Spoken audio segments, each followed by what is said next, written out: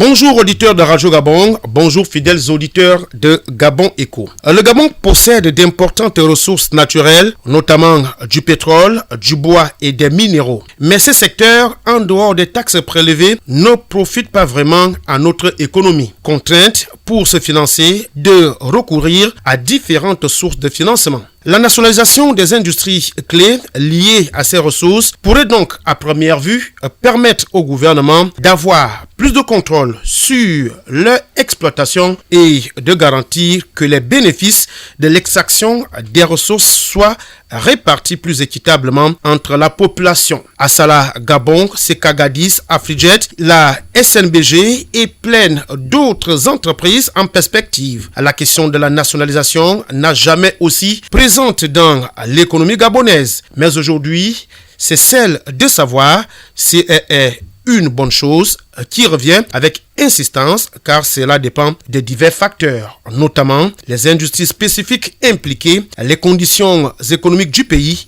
et surtout la capacité du gouvernement de la transition à gérer et réguler efficacement les actifs nationalisés, notamment dans un climat de mal-gouvernance. C'est dans ce contexte que nous recevons le docteur Marius Fotsokamga, enseignant-chercheur à l'université et au Centre d'économie publique. Bonjour monsieur et soyez le bienvenu à l'émission Gabon Echo. Bonjour, je vous remercie.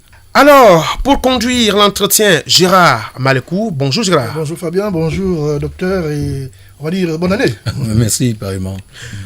Je suis Fabien Guy Okemvele. Bienvenue à tous.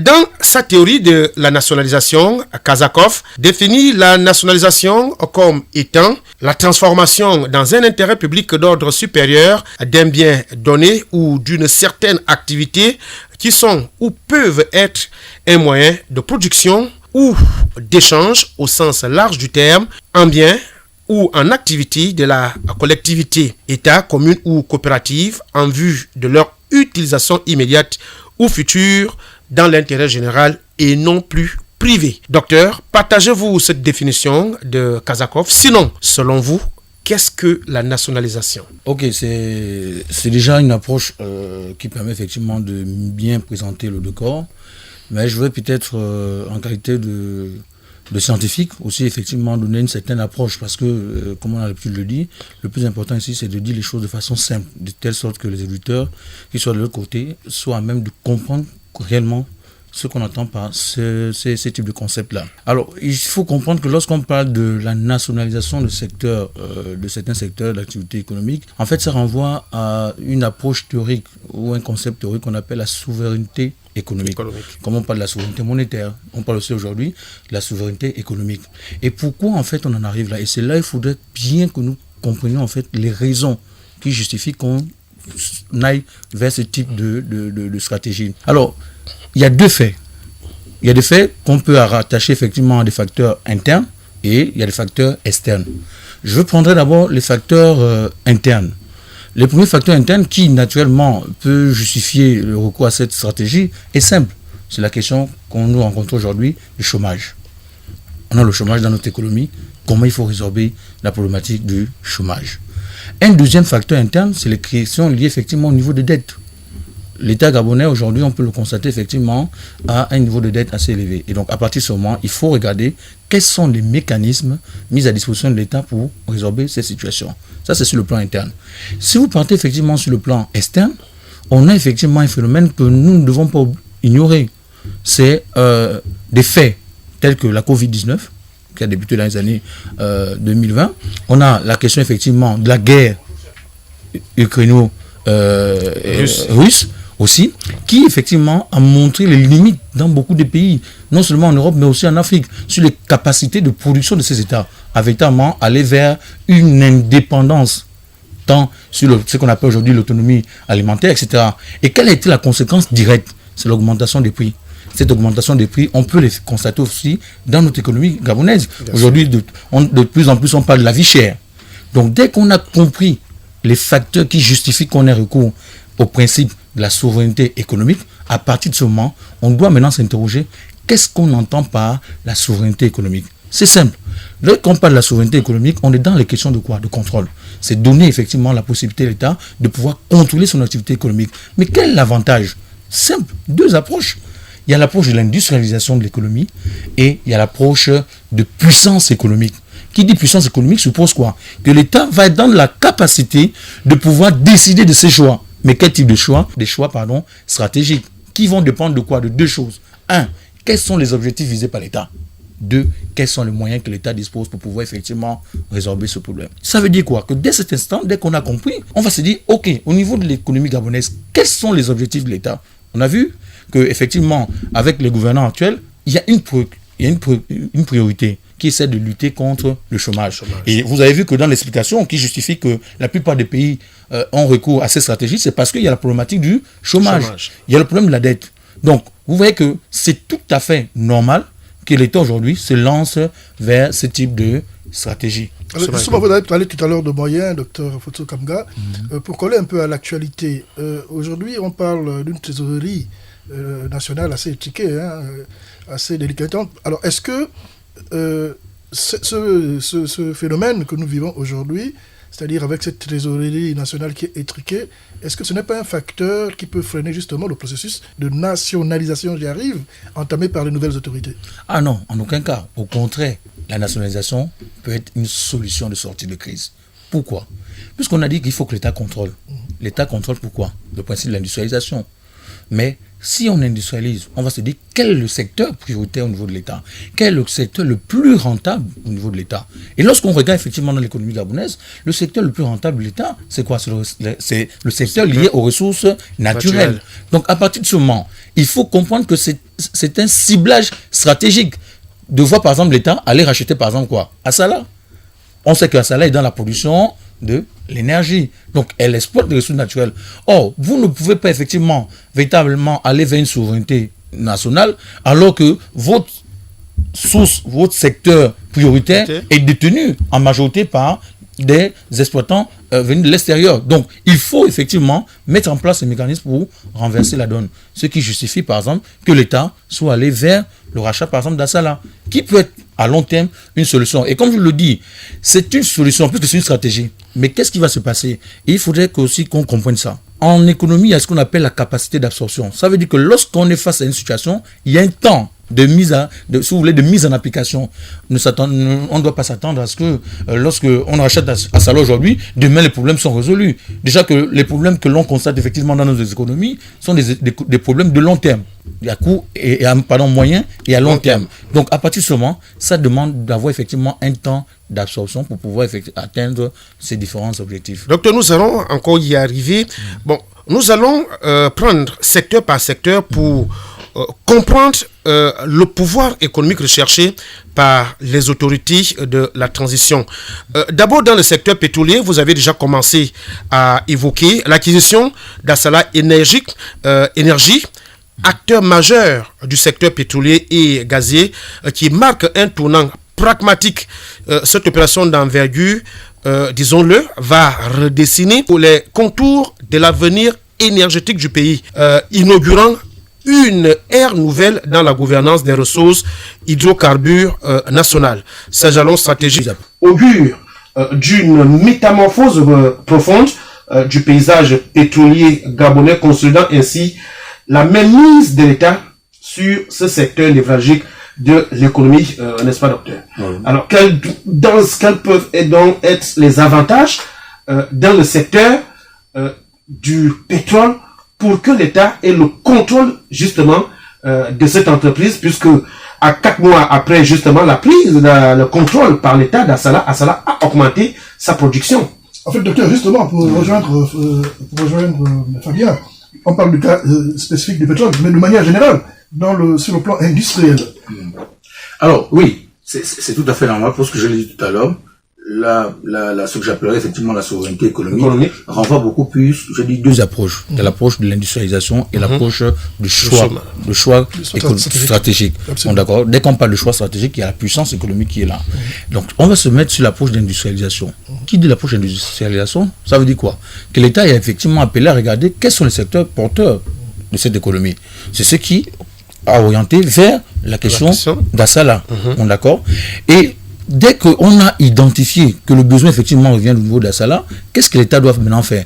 C'est mettre maintenant les modalités en fait de mise en application de l'industrialisation. Et c'est pourquoi vous allez voir dans la stratégie qui doit être normalement, c'est quoi? C'est que dès qu'on a ça, le deuxième problème qui va se poser, quelles sont les composantes que nous avons qui sera même ce qu'on appelle les composantes. On a les composantes proactives et les composantes défensives. Est-ce que les composantes proactives, c'est-à-dire les préconditions, sont mises en œuvre, sont là? Il faudrait qu'on regarde ça. Est-ce qu'on a les préconditions requises pour pouvoir aller vers l'industrialisation de ce secteur?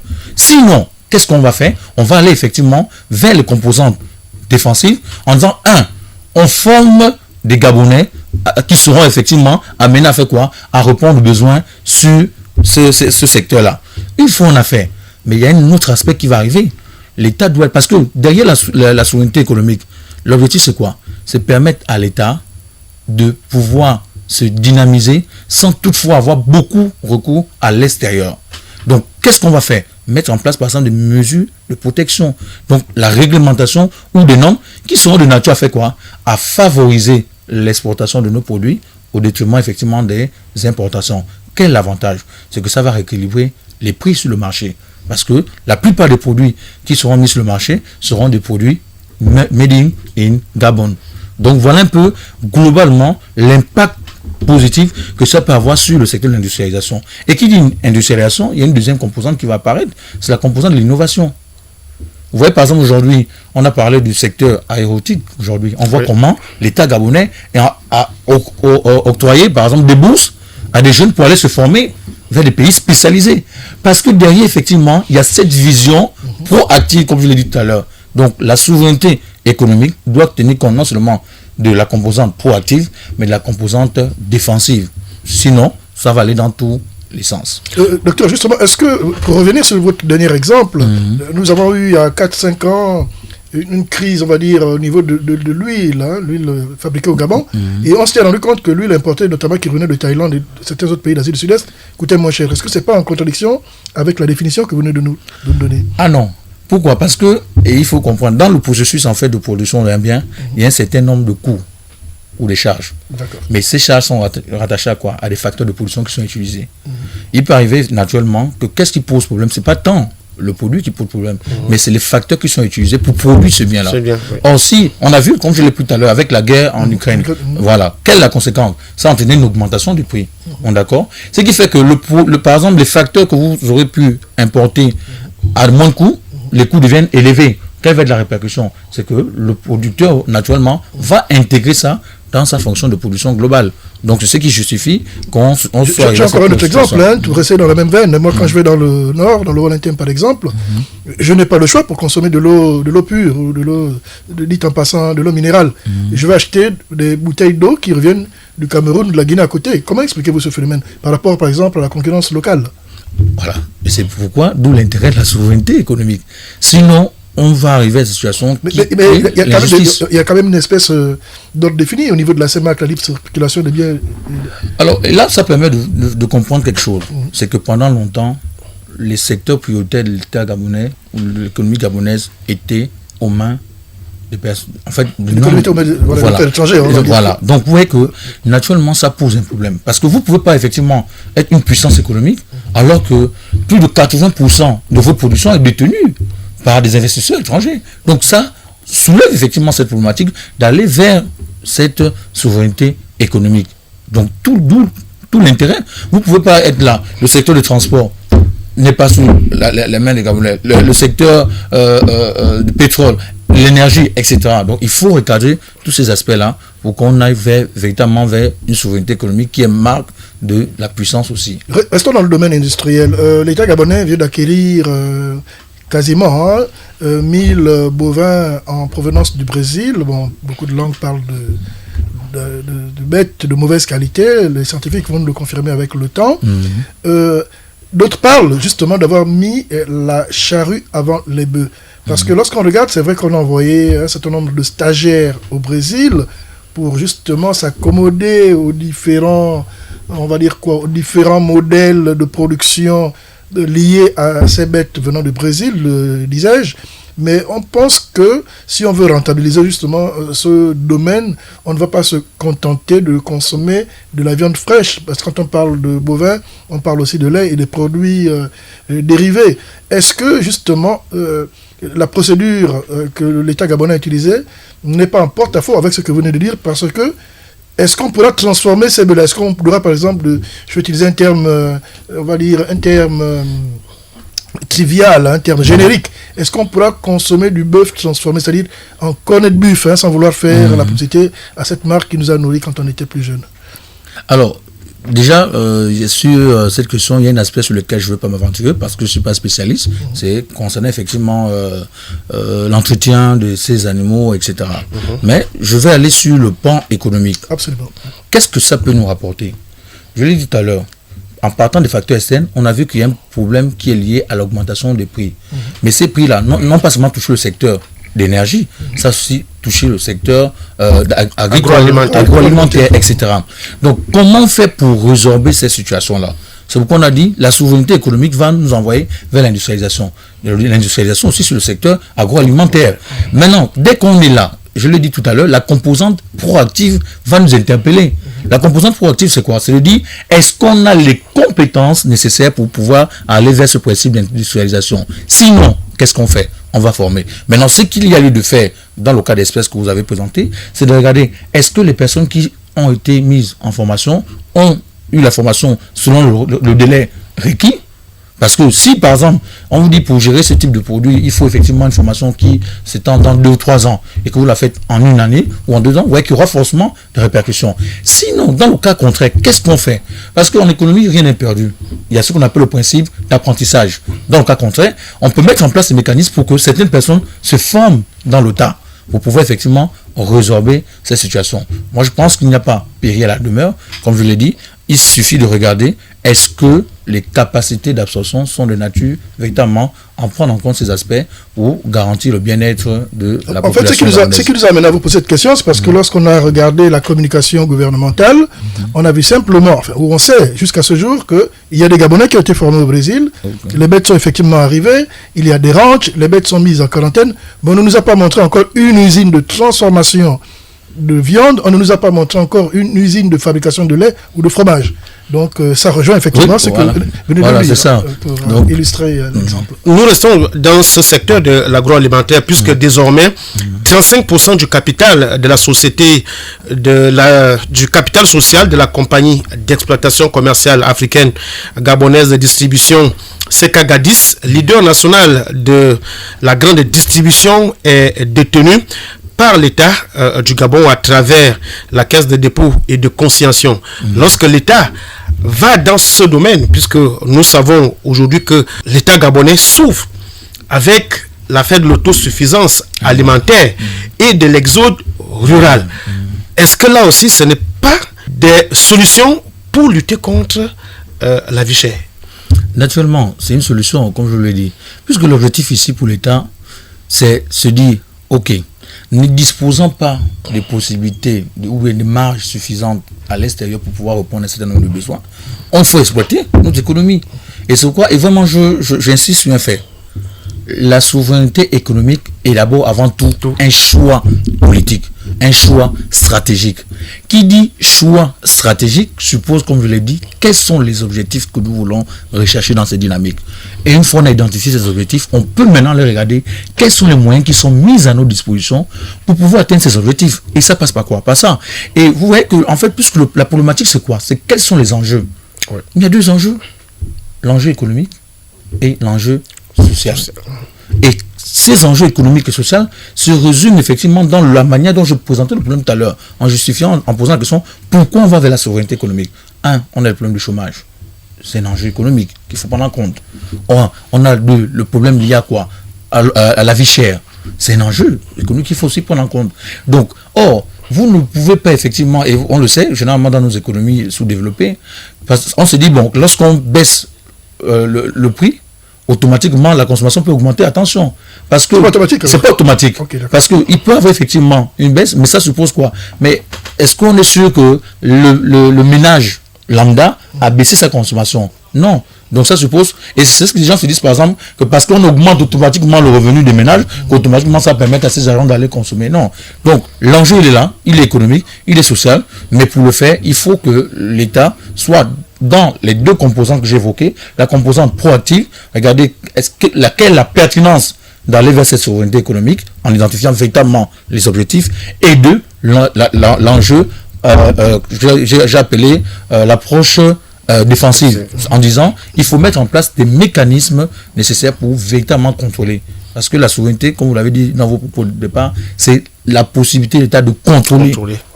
Fabien a dit peut-être trop rapidement, docteur Kamga Futso. J'aimerais revenir sur un aspect très important justement pour booster justement cette nationalisation. On est encore sur le domaine industriel. La réalité montre plutôt que le Gabon souffre encore d'un déficit énergétique. Et à la limite, accompagné de cela, on a un problème de gouvernance. On va revenir sur les cas de la CNAMGS et tout le reste, ou de la SCG qui a changé, des directeurs en on ne sait combien de mois. Comment vous expliquez, comment sortir de là, simplement, comment sortir de là? Alors, c'est simple. C'est simple. Ça entre, comme je l'ai dit tout à l'heure, la composante défensive. Ça suppose quoi? Ici, la problématique de la bonne gouvernance est de mise.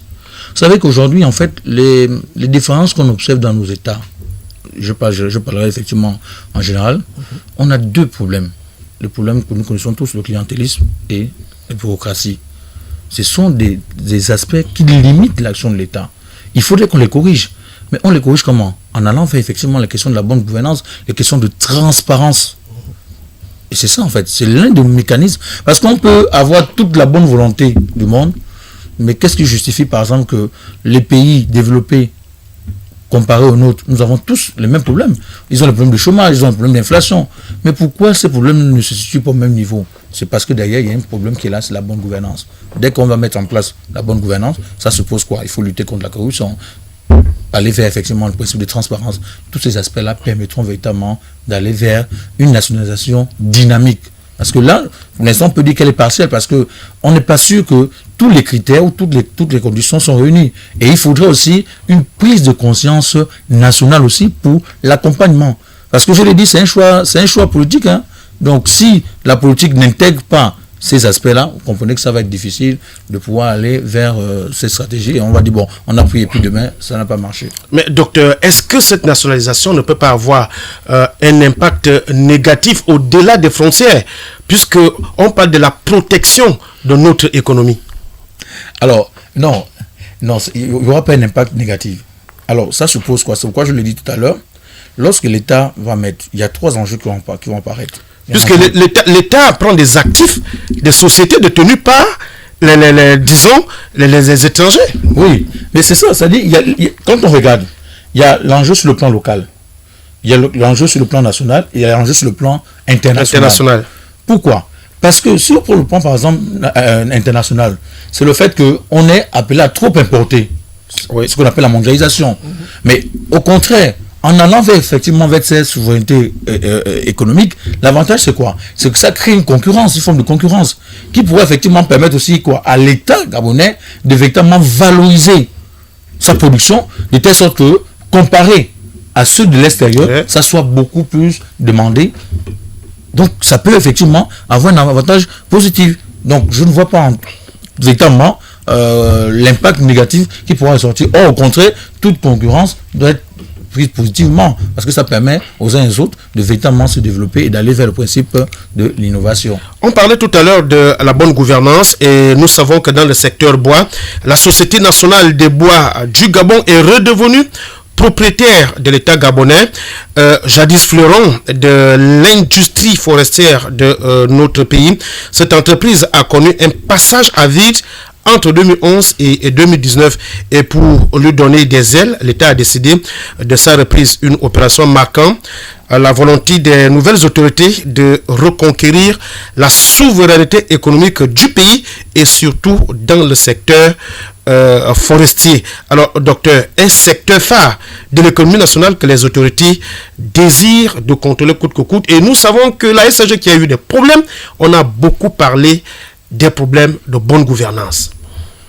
Alors, c'est d'autant plus intéressant Parce qu'on voit bien, une fois de plus, que le secteur du bois fait partie des ressources principales prioritaires de l'État. La preuve, regardez où l'État oriente sa nationalisation. Sa stratégie. C'est vers les secteurs prioritaires qui ont une véritable valeur ajoutée.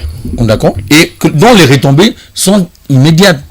Alors, ce qu'il y a lieu de faire à ce niveau, et évidemment, comme quelqu'un disait, on veut voir les retombées. Maintenant, sauf que là, maintenant, il faudrait qu'une étude soit véritablement mise en place. Et quand on met en place cette étude, il faut que la période en fait de se retomber, parce que c'est comme un investissement. C'est un investissement. Par contre, quand on parle d'investissement, il y a la valeur ajoutée nette. Donc, il y a des indicateurs qui permettent de voir la rentabilité et la période de retour d'investissement. Il faudrait qu'au niveau effectivement de la gouvernance, ces mécanismes-là soient mis en place dans le but de faire quoi? De définir véritablement dans quelle période on pourra véritablement voir les retombées pour que la population soit véritablement édifiée. Et que si nous n'allons pas vers une véritable pratique de bonne gouvernance, tous ces aspects-là auront des échecs. Et donc vous comprenez que le véritable modèle qui doit être élaboré est un modèle de gouvernance qui prend en compte les réalités de notre économie. Tout à l'heure, le secteur du tertiaire, les services, on a fini avec le secteur industriel.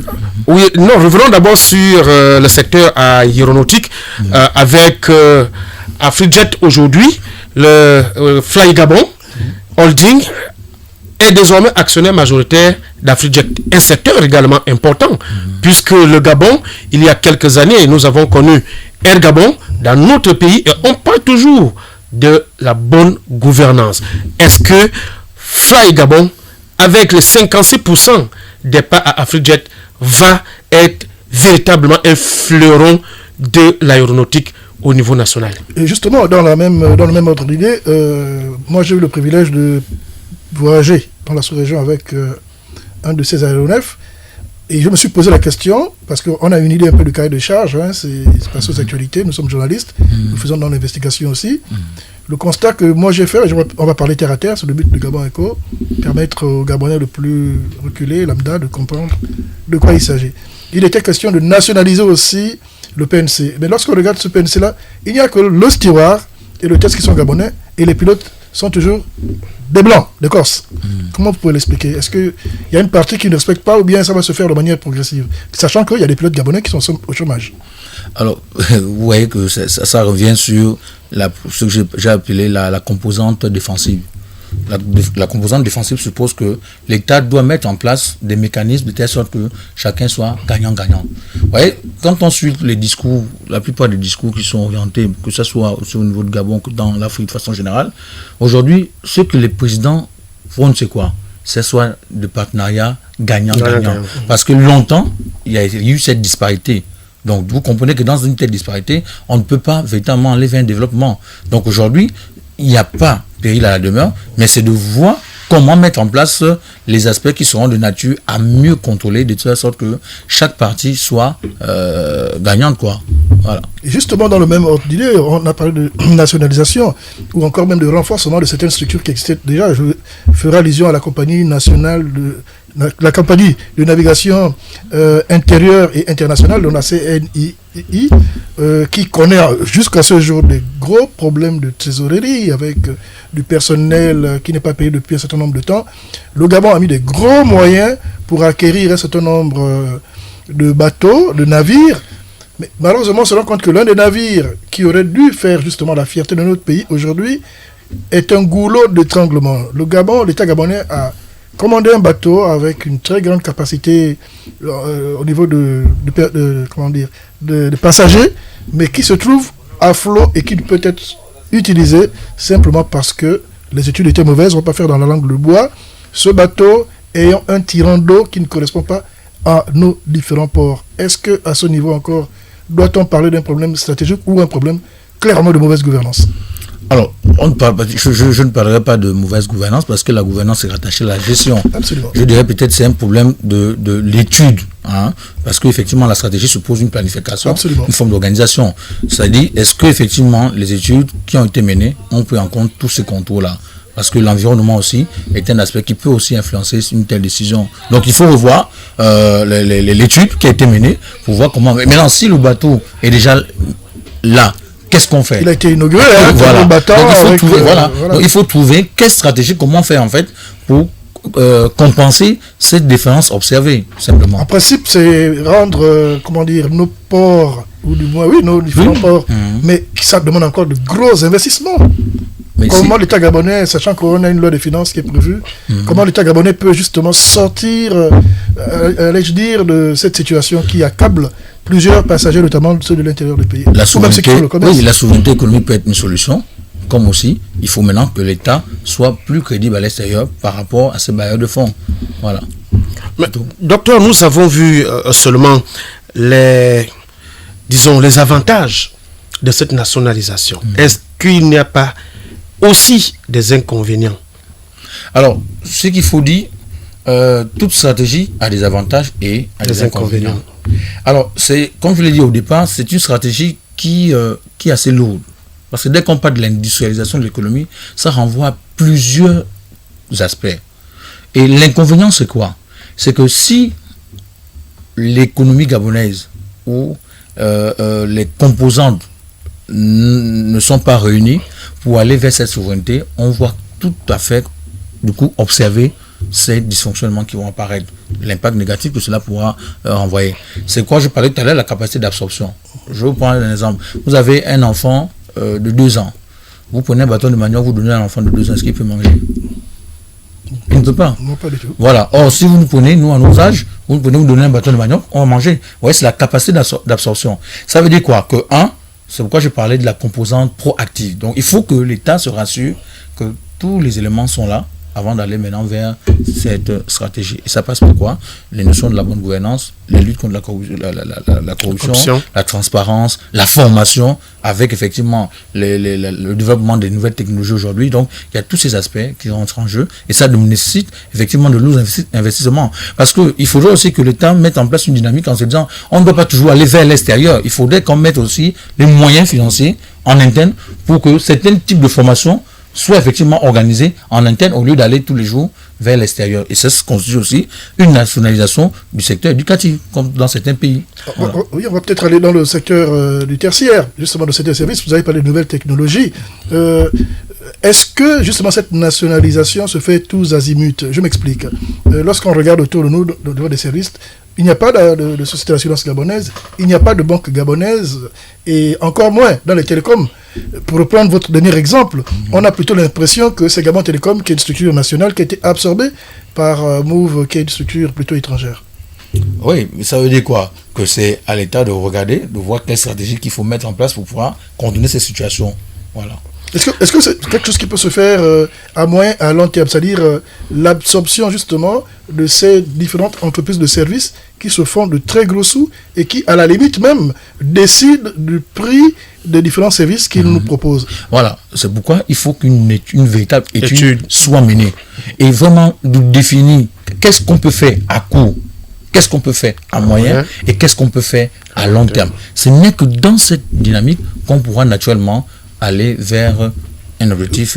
Nous sommes entièrement d'accord avec vous, mais quand on regarde le Gabonais lambda ou celui qui s'intéresse un peu aux activités économiques du pays, notamment sur le secteur des services, on a l'impression, mais vraiment on a une forte impression que du régime déchu au nouveau régime, rien n'a changé. Ou au moins que les nouvelles autorités ne communiquent pas. Là, c'est vous qui nous informez, on est en train d'apprendre. Mais là, c'est à l'avantage des auditeurs de Gabon Eco. Mais les Gabonais auraient voulu avoir une information officielle venant de plusieurs autres autorités pour nous dire que voici les stratégies qui ont été mises en place. Même le régime déchu nous avait mis un certain nombre de projets. Même c'était pour nous faire rêver parce qu'en fait ça s'arrêtait au niveau des projets. Comment l'État peut communiquer justement pour rassurer les Gabonais sur les changements effectifs ou à venir par rapport aux services? Tout à l'heure, vous nous avez expliqué un peu les mécanismes mis en place sur le plan industriel. Maintenant, nous sommes au niveau des services. Qu'est-ce qui peut être fait pour rassurer les consommateurs gabonais sur des possibilités ou des stratégies viables sur la nationalisation de ces entreprises de services? Oui, ça passe déjà par la communication. Et puis, il y a une chose aussi, il ne faudrait pas qu'on oublie. N'oublions pas que notre économie est une économie ouverte. Ça veut dire que toute l'information n'est pas bonne à donner aussi. Parce que dans la stratégie en économie aussi, il y a ça. C'est comme aujourd'hui quand on parle par exemple du monopole légal, par exemple. C'est des situations qui existent, mais qu'on ne peut pas donner comme information parce que il en fait effectivement de la puissance ou bien de la souveraineté en fait de l'État. Je pense que si je me rappelle, j'avais suivi une émission lorsqu'on parlait à la période de la dette. On avait interrogé le directeur de la dette, je pense, qui disait il y a certaines informations qu'on ne peut pas. Parce que c'est un marché. Alors, en fonction de l'information qui est diffusée, mais les investisseurs peuvent se dire, ah là, c'est pas bon. On décide de faire quoi? On décide de ne pas donner de la dette, de donner de l'argent emprunté. Ouais. Donc, il y a souvent des informations qui sont assez sensibles. Donc, il revient effectivement à l'État lorsqu'on estime que c'est une information capitale qui peut être mise à disposition de la population. L'idéal, effectivement, c'est de rendre cette information transparente parce que c'est le mécanisme qui accompagne la bonne gouvernance. Nous allons prendre une dernière question et c'est la question d'un auditeur. Voici un auditeur de Gabon Echo qui nous dit qu'il y a plusieurs années au Gabon, on ne parlait que de la privatisation et aujourd'hui, on parle de la nationalisation. Alors, quelle différence et pourquoi privatisation et aujourd'hui, pourquoi la nationalisation?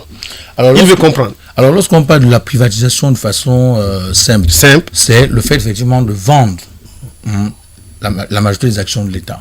Ça, on privatise. Ce qui veut dire, quoi? Que la gouvernance n'est plus du ressort de l'État. Ça, c'est la privatisation. On a vu, par exemple, avec Air Gabon, etc. On a plusieurs entreprises gabonaises. Lorsqu'on parle maintenant de la nationalisation, ça suppose quoi? Que la majeure partie des actions sont du ressort de l'État. À partir de ce moment, l'avantage, c'est que l'État devient un décideur parce qu'il en va effectivement du choix stratégique qui sera mis en place par l'État pour atteindre un certain nombre d'objectifs. Ce qui va plus ou moins garantir la souveraineté de l'État et montrer sa véritable puissance sur le plan économique national et international. Voilà. Merci à vous. Chers auditeurs de Radio Gabon, je vous rappelle que nous avons reçu ce jour le docteur Marius Foto Kamga, ancien chercheur à l'université Omar Bongo et au Centre d'économie publique. Encore merci docteur de votre disponibilité. C'est moi qui vous remercie. Ouais. Enjeux et défis de la nationalisation de certaines entreprises gabonaises, c'était le thème de l'émission Gabon Echo de ce mercredi. Nous disons merci au service web avec Abdoul Razak Boissa. Merci encore de vos services. À la prise de son, Prince Herman Osunga, Gérard Malekou et moi, Fabien Guillaume, nous vous donnons rendez-vous pour un prochain numéro de Gabon Echo.